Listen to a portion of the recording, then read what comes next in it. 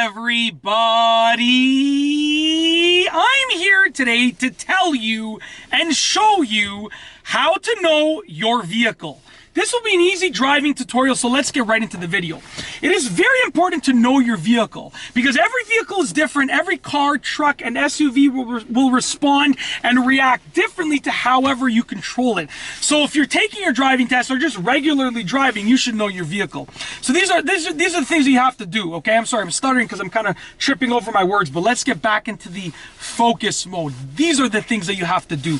Number one is explore the controls. Every car is going to have hazards in a different spot.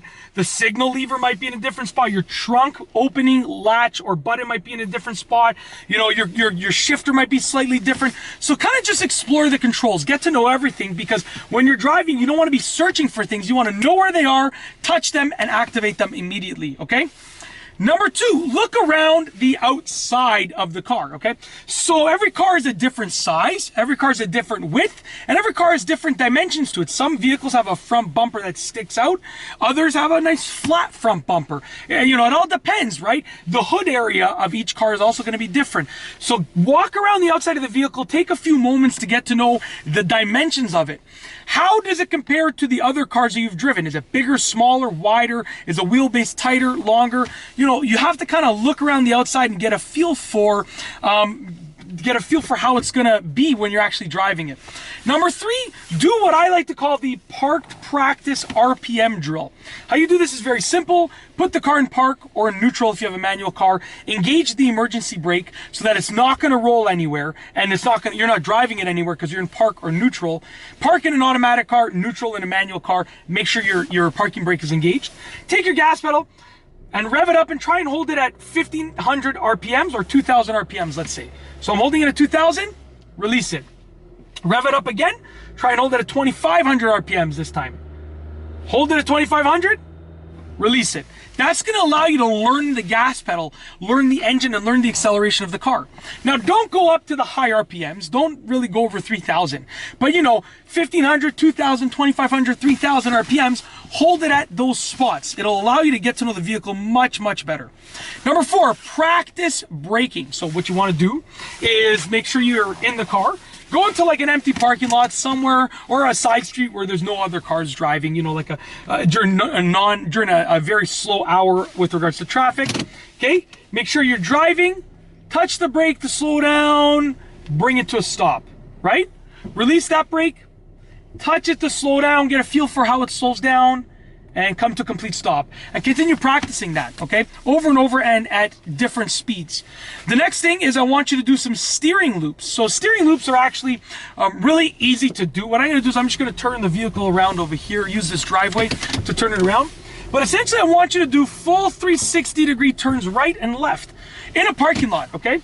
What I'm gonna do is I'm gonna go on to, there's like a dead end street here, so it's like a court, and I'll just do a loop to the left to show you what I mean. You're basically gonna get a feel for the steering and how tight or loose it is by just going in full circles to the right and to the left, clockwise and counterclockwise, in a parking lot or on a street that allows for it. So this is a street where you drive straight and then it loops around. It's called a court. It has like a cul-de-sac on it, basically. So you drive straight and you loop around and you come back up the other way. So I'll just demonstrate here. This would be a steering loop. Oh, hey, oh! I don't know if this person was gonna see me. They slowed down at the last second. So I'm going around like this, and I'm doing basically a full circle like this. Now you can do this in a parking lot. Sorry, this person literally almost hit me. That was pretty close. They were flying down the driveway. I was gonna honk, but then they started slowing down. I figured that they had seen me, okay? So do steering loops. It's gonna allow you to get to know the various steering patterns of the car, okay? Number six is drive in a parking lot. So obviously start off by driving in a parking lot to get a better feel for the vehicle.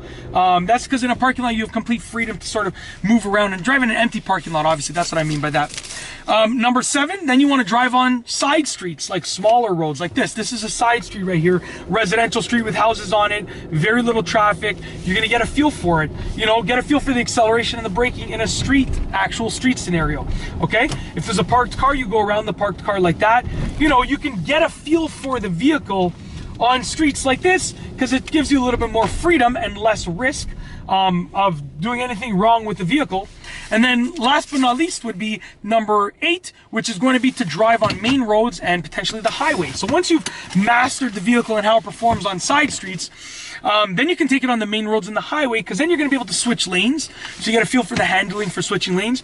On the highway, you're going to be able to accelerate to get onto the highway, to merge onto the highway. You're going to be able to do a wide variety of things that will help you get a better feel for the car and explore it a little more to actually know your vehicle. And this is important if you are going to be doing your driving test soon, because you got to know how the vehicle responds. But in addition, even if you're an experienced driver and you just got a new car, let's say, or you're driving someone else's car for the weekend, you got to get to know it. And this whole process only takes like half an hour. You can sort of master the art of knowing the vehicle. And it's not hard to do, but I do recommend that you do it before you drive any new vehicle at all that you're not familiar with. That's it. Even if you are familiar with your vehicle and you want to get to know it a bit better, try these methods out. If you like this video, please be sure to give it a thumbs up. Let me know what you think down below as a comment, and of course be sure to subscribe for more great videos just like this one. And that's all I have for you today. Thanks for watching.